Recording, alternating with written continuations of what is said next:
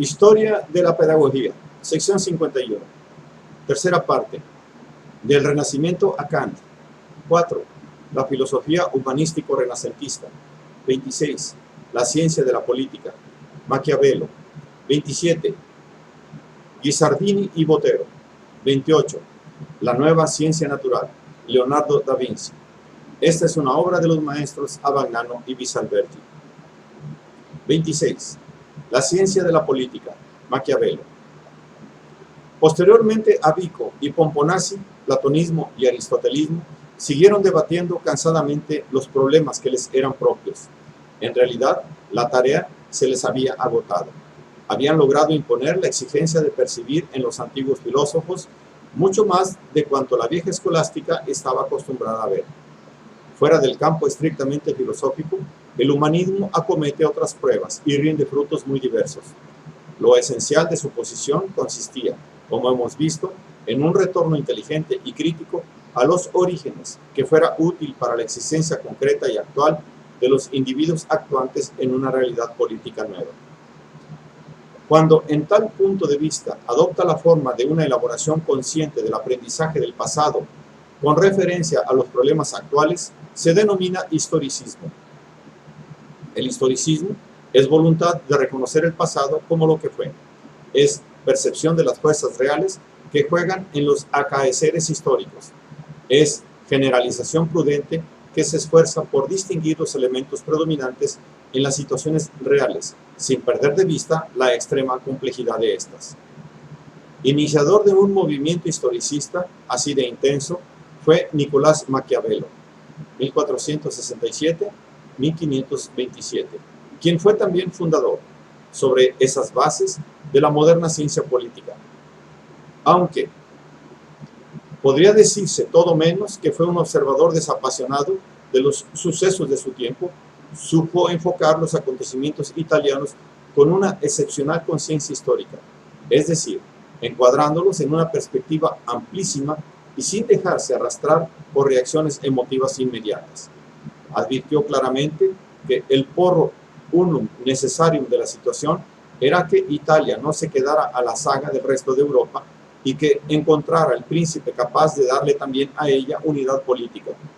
Toda su actividad de pensador, de diuturno coloquio con los grandes historiadores de la antigüedad y de atentísimo observador de los acontecimientos contemporáneos, se concentró en el análisis de este problema, para él trágicamente urgente, así en sus datos históricos originales como en su configuración actual. En sus discorsi sopra la prima deca di Tito Livio declara: por lo que se refiere a las comunidades humanas, aquella vuelta a los principios en que consiste la renovación renacentista. La única forma como las comunidades pueden renovarse, evitando la decadencia y la ruina, consiste en volver a sus principios, puesto que los principios encierran un elemento de eficacia que es fuente de vitalidad y fuerza primitiva. En la Roma antigua, las derrotas dieron a menudo ocasión para que los hombres se reconocieran en los órdenes de su convivencia.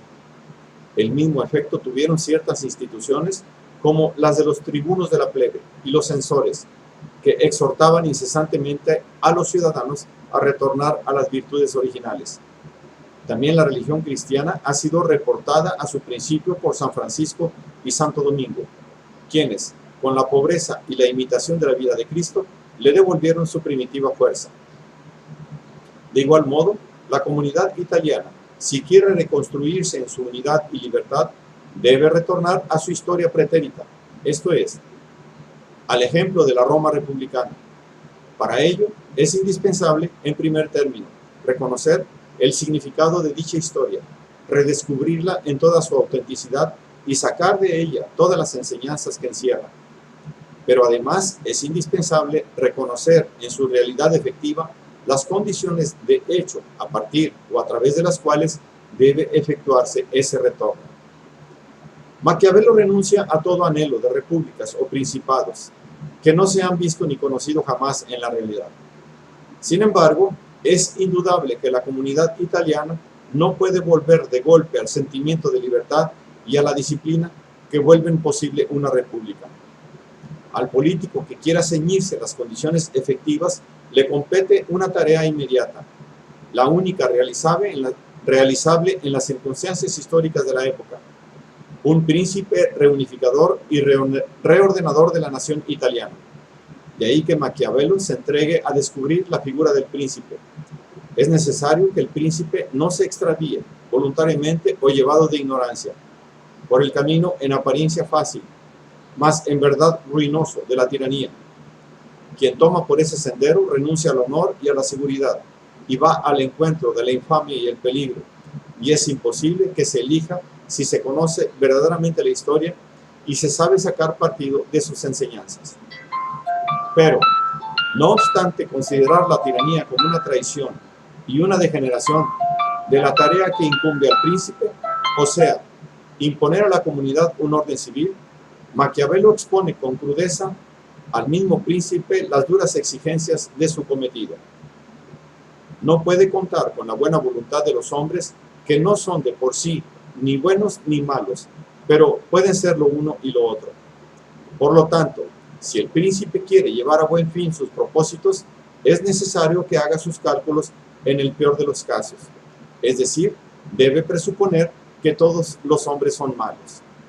Debe, pues, aprender a poder ser no bueno y usarlo o no usarlo según las necesidades. Ante ciertos expedientes de extrema crueldad, debe preferirse vivir como particular más bien que como rey con tanta ruina de hombres. Y, sin embargo, si no se quiere o no se puede hacer esta renuncia, hay que meterse de lleno, resueltamente, en el mal y evitar las soluciones intermedias que no sirven de nada. Sin embargo, el mal debe estar enderezado al bien, es decir, a la utilidad de los súbditos, pues de otro modo se revuelve contra quien lo manipula y provoca su caída. Por consiguiente, la tarea del príncipe y en general todo quehacer político tiene en sí mismo el propio límite y norma. Ciertos expedientes son condenables no por inmorales, sino por impolíticos, o sea, tales que no alcanzan la meta y frustran los objetivos mismos que se quieren alcanzar. Si bien admite la inestabilidad del acaecer histórico, Maquiavelo se niega a creer que las cosas del mundo estén gobernadas por la fortuna o por Dios, de forma que los hombres no puedan ni corregirlas ni ponerles remedio. La fortuna, dice, arbitra la mitad de las acciones humanas y permite a los hombres gobernar la otra mitad o poco menos. Es como un río que, cuando se desborda, arrasa todo, pero cuyo ímpetu no es dañoso o resulta menos perjudicial si el hombre ha procedido oportunamente a construir defensas y diques. Pues si el hombre no se abandona, si se compromete activamente en la historia y saca del pasado lecciones para el porvenir, puede llegar a domar a la fortuna. En tal caso, no es que se elimine el riesgo, pero el hombre deja de ser esclavo de los acontecimientos. Adviértase que la lúcida objetividad con que Maquiavelo nos revela el oculto mecanismo sobre el que se funda en buena parte la fortuna de un príncipe no tiene que ver nada con esa especie de cinismo de deterioro que suele atribuírsele. La autonomía de la política, por la que propugna, se apoya en el supuesto de que el verdadero interés del gobernante coincide con el bienestar de los gobernados. La mejor fortaleza que existe es no ser odiado por el pueblo. Por lo demás, Maquiavelo demostró siempre que prefería la república libre a cualquier otra forma de gobierno, si bien comprendía que era imposible unificar a Italia en forma republicana. A ello se debe el que se nos aparezca ahora como un teórico de la superioridad del absolutismo monárquico, que por entonces se hallaba en fase de pleno ascenso en Europa, cuando en realidad fue más bien el campeón de la seriedad de la política en todas sus formas, en contraste con el diletantismo de buena parte de la política italiana del Renacimiento.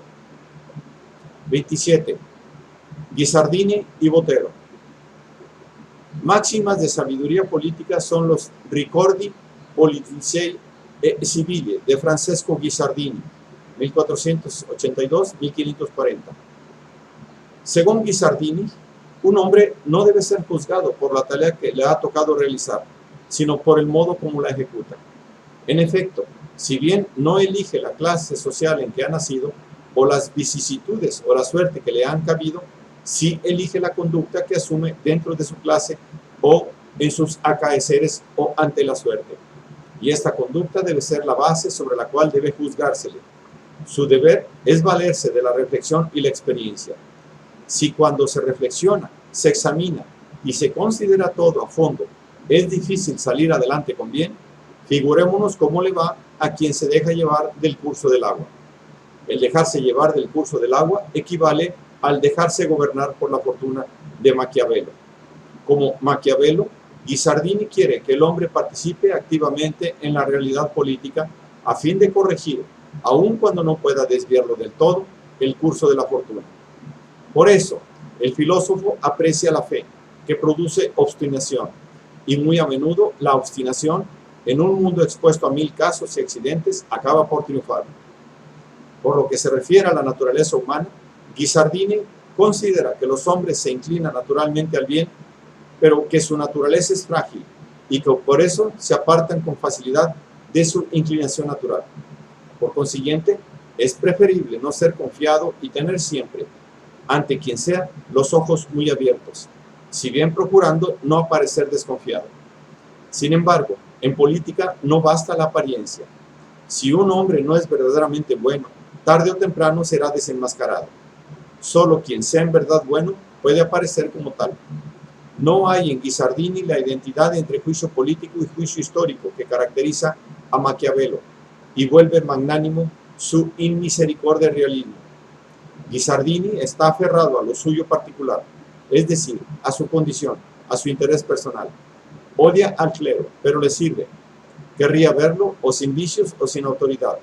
No obstante lo cual, trabaja por la grandeza de varios pontífices, poniendo en la tarea lo mejor de sus facultades. Un maquiavelismo filtrado por los ideales de la contrarreforma y reducido a instrumento de pura conservación política será el de Giovanni Botero, 1533-1617, autor de los 10 libros de la Ragion di Stato. Según Botero, para conservar su poder, el príncipe necesita de todas las virtudes, especialmente de la religión, que debe ser uno de los fundamentos del Estado. Botero rechaza los grandes proyectos y las ambiciones desmedidas y desconfía de la astucia demasiado sutil. Sin embargo, junto a los preceptos de moral y religión, propone las máximas del maquiavelismo y enfoca todo desde el punto de vista de la razón de Estado, o sea, como medio de conservación y ampliación de un dominio político. 28. La nueva ciencia natural. Leonardo da Vinci. Mientras Maquiavelo fundaba la nueva ciencia humana de la política, su contemporáneo, Leonardo da Vinci, 1452-1519, echaba las bases de la moderna ciencia natural, que tiene como fundamento la experiencia sensible y procede por hipótesis elaboradas matemáticamente, reconociendo en la naturaleza un preciso orden mensurable y una perfecta necesidad.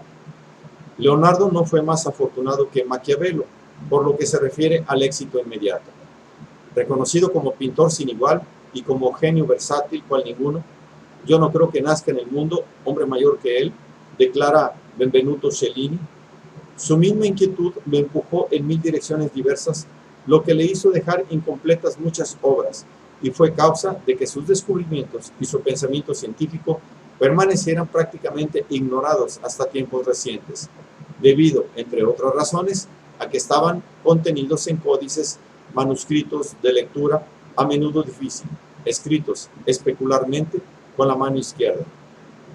El encuentro en Leonardo del arte con la ciencia no es accidental. No son para él dos actividades diversas, sino que tienen un fin único, el conocimiento de la naturaleza. Para Leonardo, la pintura es superior a todas las artes. Ahora bien, la pintura busca en las cosas la proporción que las hace bellas y, por consiguiente, presupone un estudio encaminado a descubrir mediante la experiencia sensible esa máxima armonía de las cosas que la ciencia expresa en sus leyes matemáticas. Leonardo rechaza toda autoridad y toda especulación que no tenga como base la experiencia. La sabiduría es hija de la experiencia, dice. La experiencia no engaña, en cambio, sí puede engañar el juicio pronunciado sobre la base de la experiencia. En tal caso, El error se puede evitar recurriendo a la matemática para entender y demostrar las razones de lo manifestado por la experiencia. Leonardo adopta el lema de Platón escrito a la entrada de la academia: quien no sea matemático, no me lea en mis principios. La experiencia y el cálculo matemático revelan la necesidad de las operaciones naturales, necesidad que excluye toda fuerza metafísica o mágica, porque es freno y regla eterna de todos los hechos naturales. Entender la razón de la naturaleza significa entender esa proporción que no se encuentra solo en los números y medidas, sino también en los sonidos, los pesos, los espacios, los tiempos y en toda potencia natural. Fue precisamente la identificación de la naturaleza con la necesidad matemática lo que condujo a Leonardo a fundar la mecánica y a ser el primero en formular sus principios: ley de inercia, principio de la reciprocidad de acción y reacción, teorema del paralelogramo de las fuerzas, etc. En un pasaje del Códice Atlántico expresa en modo admirable la plena conciencia que tenía acerca de la novedad y el carácter revolucionario de esta nueva visión de la naturaleza. Oh, admirable y estupenda necesidad, tú con tu ley, hoy por brevísima vía, obligas a todos los efectos a participar de sus causas y, con irrevocable ley, merced a esa brevísima operación, toda acción natural te obedece. Estos son los milagros. Un hombre como Leonardo no es fácil de clasificar. Reconocido como paradigma del genio universal del tipo renacentista, solo Miguel Ángel podría parangonársele, mientras por otra parte se declaraba hombre sin letras y enemigo jurado de toda autoridad, despreciador de los recitadores y trompetas de las ajenas opiniones, y de quien, pretendiendo autoridad, no usa el ingenio sino la memoria. Aparece en verdad como muy alejado de la actitud humanística, o sea, de devoto, cuando no ciego respeto por la autoridad de los grandes clásicos. En realidad, Leonardo participa en pleno de la intuición humanística para la cual el hombre es un microcosmos, ojo del universo o mundo menor, del que muestra la cosmografía en sus tablas anatómicas, arrebatado de maravilla por la perfección del organismo humano, e incluso se advierten en él ecos de ciertas formas de religiosidad platonizante tomadas del ambiente culto de la época. Pero no debe olvidarse que Leonardo era además un artesano formado en el taller de Verrocchio y que estaba acostumbrado a hacer lo que los humanistas no hacían, o sea, el trabajo material y la experimentación, guiado, sí, por intuiciones geniales, pero sin escrúpulo de rebajarse a ejercer actividad mecánica. De esa forma, en Leonardo pudo realizarse, con la intensidad de una iluminación fulgurante que los contemporáneos no comprendieron, esa admirable síntesis de experimentación y teoría que caracterizará a la ciencia moderna. Como embriagado por su extraordinario y casi inefable descubrimiento, ya se verá lo mucho que el mismo Galileo hubo de padecer para obligar a la ciencia oficial a que aceptara la insólita doctrina, quiso ensayar su alcance en todas las direcciones posibles.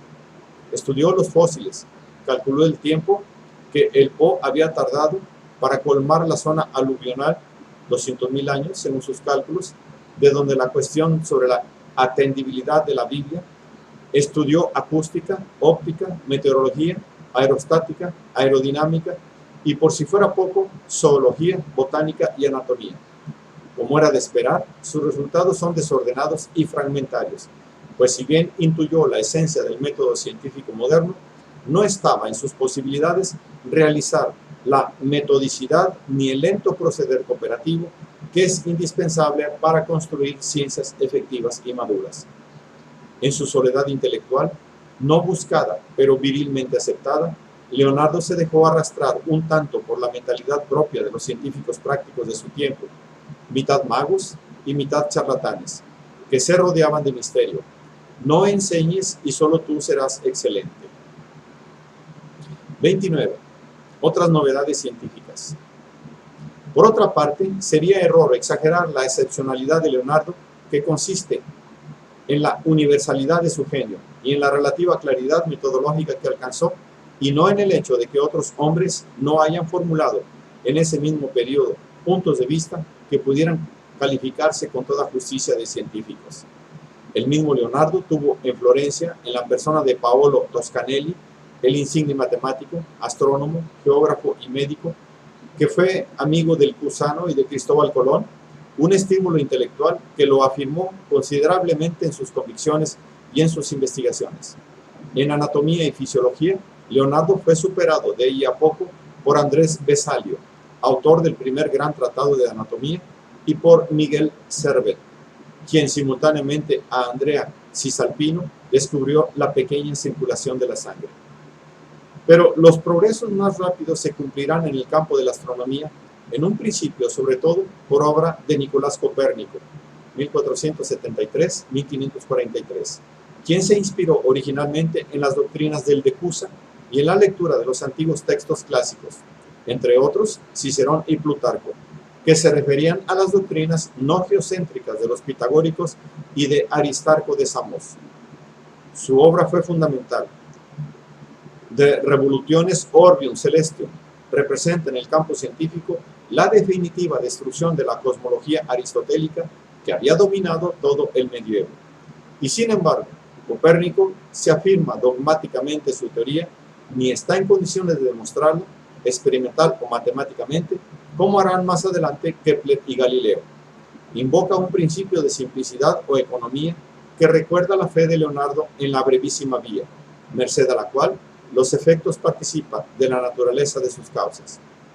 En efecto, es extremadamente más sencillo explicar todos los movimientos aparentes del Sol, la Luna y los planetas imaginados, que los planetas y la Tierra giran con órbitas circulares en torno al Sol y que la Luna da vueltas alrededor de la Tierra, que considerar a la Tierra como inmóvil y verse obligado a admitir un sinfín de ciclos y epiciclos para acordar la teoría con los datos de la observación, como había tenido que hacer Ptolomeo.